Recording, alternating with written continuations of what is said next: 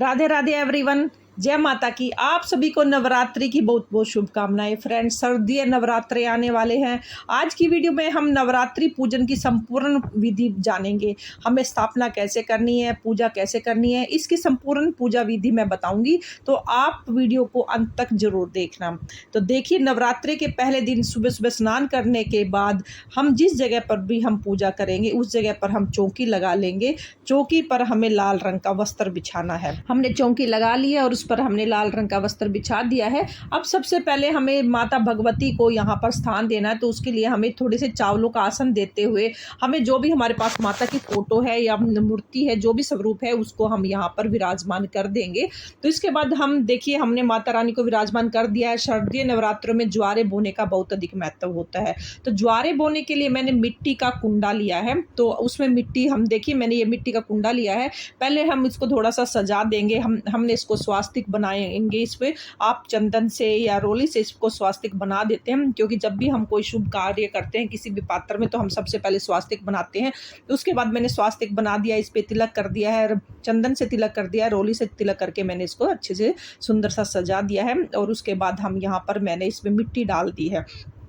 मिट्टी भर देंगे और उसके बाद जैसे हमने मिट्टी डाली है, तो मिट्टी डालने के बाद अब हम इसमें जौ भी डाल देंगे। तो आप चाहो तो गेहूं भी डाल सकते हो, गेहूं और जौ दोनों मिलकर भी डाल सकते हैं, या खाली गेहूं भी डाल सकते हैं। और इसको आप यहाँ पर मैंने माता रानी के साइड में मैंने इसको स्थापित कर दिया है। अब हम कलश की स्थापना करेंगे।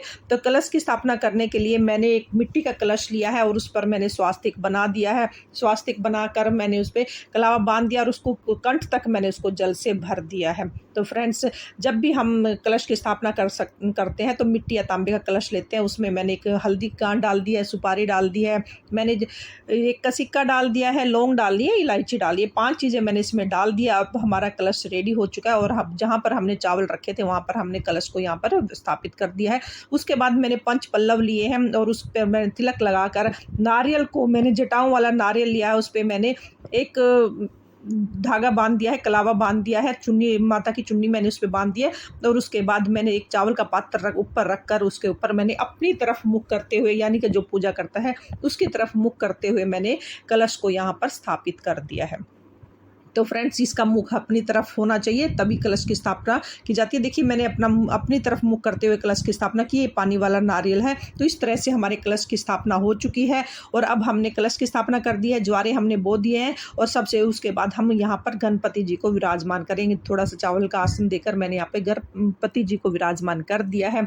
अगर आपके पास नवग्रह की कोई यंत्र है या कोई फोटो है तो आप वो भी विराजमान कर सकते हो, नहीं तो यहाँ चावलों से भी आप नवग्रह स्थापित कर सकते हैं। तो यहाँ पर मैंने चावल की 9 ढेरियां बना दी हैं और उस पर 9 ढेरियों के ऊपर मैंने 9 सुपारी रख दी है। तो देखिए, अगर चावल आपके पास श्री यंत्र नहीं है या नवग्रह का यंत्र नहीं है, तो आप सुपारी से भी नवग्रह बना सकते हैं और उसकी पूजा कर सकते हैं। तो यहाँ पर मैंने सब चावलों की ढेरियों पर एक एक सुपारी रख दी है और उसके बाद अब हम यहाँ पर पूजा करेंगे। तो नवग्रह की स्थापना करना और उसकी पूजा करना भी बहुत अच्छा होता है। जब हम नवरात्रि में पूजा करते हैं तो नवग्रह की से पूजा भी जरूर करें। तो देखिए, अब हमारी नवग्रह स्थापना हो गई है।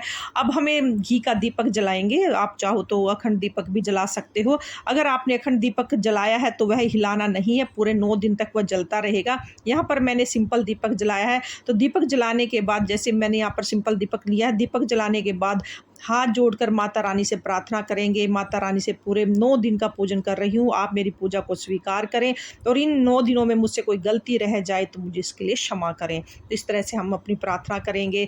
प्रार्थना करने के बाद अब हम फ्रेंड्स शुद्धिकरण करेंगे। तो सबसे पहले हमें शुद्धिकरण करने के लिए हमें सभी को एक जल का लोटा लेंगे और उसके हमें भाव रूप से सभी को शुद्ध जल से हमें शुद्धिकरण स्नान करा देना है, यानी कि हमने छींटे लगाते हुए उनको भाव रूप से स्नान करा देंगे। देखिए, यहाँ पर मैंने शुद्धिकरण कर दिया है और उसके बाद अब हम वस्त्र स्वरूप कलावा समर्पित करेंगे। तो सबसे पहले हम गणेश जी को कलावा समर्पित करेंगे, माता रानी को कलावा समर्पित करेंगे। और जो हमने देखिए, हमने जो हमारे कलश है उस पर मैंने कलावा पहले से ही बांध दिया था और नारियल पे भी मैंने कलावा लपेट दिया था। मैंने सब नवग्रह पर भी कलावा मैंने उन पर समर्पित कर दिया है। हमने सबको कलावा समर्पित करने के बाद अब हम यहाँ पर जो मैंने छोटे छोटे टुकड़े करके जो कलावे के थे सभी नवग्रह पर मैंने यहाँ पर रूप पे समर्पित कर दिए हैं। ज्वारे के कुंडे पर भी मैंने यहाँ पर कलावा बांध दिया है। सभी को हम तिलक करेंगे, चंदन से तिलक करेंगे, रोली से तिलक करेंगे, माता को तिलक करेंगे, माता के शेर की सवारी को भी हम तिलक करेंगे, कलश को तिलक करेंगे। सभी को तिलक करने के बाद हमने जो हमारे नवग्रह हैं उस पर हम ऊपर से ही सूखा तिलक करेंगे, क्योंकि उनको हिलाना डुलाना नहीं है, तो उनको छूना नहीं है, तो हमें ऊपर से ही तिलक करते रहेंगे। तो सूखा हमने रोली से तिलक कर देना है, हमें अपने दीपक को भी तिलक कर देना है। तो हमने सभी को तिलक कर दिया है। और अब हम तिलक करने के बाद हम अक्षत यानी कि चावल हम समर्पित कर देंगे। सभी को चावल समर्पित करने के बाद गणेश जी को जनेऊ समर्पित कर देंगे, माता रानी को लाल चुन्नी समर्पित कर देंगे। तो हमने यहाँ पर जनेऊ और चुन्नी भी समर्पित कर दिया है। माता रानी को 16 श्रृंगार समर्पित कर देंगे। जितना भी चाहो आप माता रानी को श्रृंगार की सामग्री समर्पित कर सकते हो। श्रृंगार की सामग्री कम ज़्यादा आप अपनी इच्छा से कर सकते हो। ये सामग्री पूरे 9 दिन में एक बार समर्पित कर सकते हैं। उसके बाद हम भोग समर्पित करेंगे। हम एक पान का पत्ता लेंगे, उस पर मैंने एक बतासा और लौंग इलायची रखकर मैंने माता रानी को भोग समर्पित किया है। पंचमेवे का भोग समर्पित किया है, ऋतुफल का भोग समर्पित किया है। तो ये सारी चीज़ें हम माता रानी को समर्पित कर देंगे। भोग में आप अगर पतासे या मिश्री का भोग लगा सकते हैं तो वो भी बहुत अच्छा होता है। तो माता रानी को पतासे बहुत अति प्रिय है। उसके बाद हमने दक्षिणा समर्पित कर दी है। दक्षिणा हमारी पूजा में रही कमियों को पूरा करती है, तो इसलिए दक्षिणा जरूर समर्पित करें। फूल जरूर समर्पित करें, क्योंकि फूल जो भी आपके पास फूल हैं वो ज़रूर समर्पित करें। फूलों से माता अति शीघ्र प्रसन्न होती है। माता को लाल रंग के फूल, गुलाब के फूल बड़े ही पसंद है, तो हो सके तो माता को गुलाब के फूल जरूर समर्पित करें। उसके बाद फ्रेंड्स हमारी देखिए हमने सारी भोग सामग्री समर्पित करती है। अब हम माता रानी के सामने एक छोटा सा हवन करेंगे। अगर आपके पास हवन कुंड है तो हवन कुंड से भी आप हवन कर सकते हैं, नहीं तो आप जैसे हमारे पास जो मिट्टी का होता है, हम गाय के गोबर के उपले से सूखा जो है उससे हम उसको अग्नि से जला लेंगे। और गैस पर जलाने के बाद उसको हम यहाँ पर जब वो यहाँ पर हम लेके आए हैं, तो यहाँ मैंने अपने जो कुंडा है जिसमें हम हवन करते हैं, तो मैं तो इसी में हवन करती हूँ। तो इसको आप जो हवन करोगे आप उसे सामग्री से भी हवन कर सकते हो या कपूर से भी हवन कर सकते हो। देखिए यहाँ पर मैंने कपूर से हवन किया है, और इसमें मैंने गोबर का उपला था उसमें मैंने थोड़ा सा देसी घी डाल दिया है ताकि अग्नि जलती रहे। कपूर डाल दिया है इसमें, और उसके बाद अब हम इसमें भोग प्रसाद समर्पित करेंगे। जब हमारी अग्नि जलती है तभी हम भोग प्रसाद समर्पित करते हैं। तो देखिए अब हम इसमें जो भी हमने यहाँ पर जैसे हमें उसका जोड़ा डालना है, लौंग का जोड़ा डालना है, लौंग का जोड़े को घी में डुबोकर हमें इसमें समर्पित कर देंगे। एक बार एक जोड़ा डाला फिर दूसरा जोड़ा डालना है। तो ये फूल वाली लौंग होती है, तो फूल वाली लौंग हम इसमें समर्पित कर देंगे। 2 लौंग के जोड़े हमने इसमें समर्पित कर देने हैं। उसके बाद जो हमने भोग प्रसाद चढ़ाया हुआ है, जैसे कि हमने पतासे चढ़ाए हैं और हमने ड्राई फ्रूट चढ़ाए, ये भी थोड़ा थोड़ा हम इसमें से तोड़कर हम इसमें समर्पित कर देंगे। और अगर आप अग्नि में थोड़े से कपूर डालते रहें, क्योंकि कपूर डालने से हमारी अग्नि प्रज्वलित रहती है, तो उसमें भोग प्रसाद भी ये जरूर समर्पित करें। तो फ्रेंड्स जैसे कि हमने अपनी भोग प्रसाद में जो भी सामग्री या जो भी प्रसाद आप घर पे बनाते हो, हवन सुबह के समय किया जाता है और ये प्रतिदिन 9 दिन तक ये हवन चलता है। तो डेली थोड़ा थोड़ा आप हवन जरूर करें, और 9 दिन तक हवन करने का बड़ा महत्व रहता है। तो और ये भोग प्रसाद जो हम समर्पित करते हैं सीधा देवताओं तक जाता है, तो इसलिए ये हवन में हमें भोग प्रसाद जरूर समर्पित करना चाहिए। जो हमने पान चढ़ाया था उसको हमने देखिए ऐसे एक बीड़ा सा बना लेंगे। बीड़ा बनाकर जो लौंग थी उसमें हम ऐसे छेद करते हुए हम इसके अंदर डाल देंगे ताकि ये इसमें समर्पित हो जाए। तो इस तरीके से भोग जो पूरा है सीधा देवी देवताओं तक जाता है। तो ये भोग जरूर समर्पित करें। अब हम देखिए थोड़ा सा जल ले लेंगे अपने हाथ में, और इसे हम हमारा भोग समर्पित हो गया है, तो हमें अपने हाथ में जल लेकर उसको 2 बार से हम इस तरह से हवन पर वारना है हमें, जिससे हमारे पूरे 9 दिन तक ये हवन होता है। तो हमें ये डेली हमें इसको वारना है। इसको आचमन करना भी कहते हैं या इसको वार देना भी कहते हैं। इससे हमारी जो अग्नि है वो ठंडी हो जाती है और इसको शांत करते हैं, जिससे हमारी अग्नि को शांत करते हैं। इस तरीके से लेकर हमें अपनी अग्नि को शांत कर देना, हल्का सा छींटा लगाना है इसमें। अब फ्रेंड्स अब हम देखिए हमारी हवन हो चुका है, और अब हम क्या करेंगे, हमने आरती करनी है।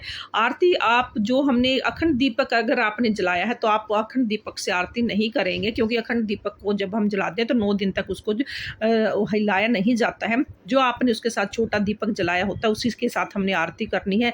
अब मैं जो हमने ये दीपक जलाया हुआ है मैं इसी से आरती करूँगी।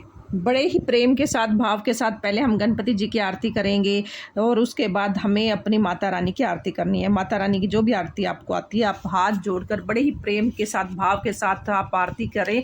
माता रानी को मनाएं, क्योंकि नवरात्रों में माता रानी बड़ी जल्दी खुश हो जाती है, बड़ी जल्दी प्रसन्न हो जाती है। आप आरती से माता के भजन करके, और आप चाहो तो यहाँ पर उसके माता का कवच, सप्तशती का कवच पाठ भी कर सकते हैं। और आरती करने के बाद हाथ जोड़कर माता रानी से क्षमा याचना करेंगे और अपनी मनोकामना को पूर्ण करने के लिए प्रार्थना करेंगे।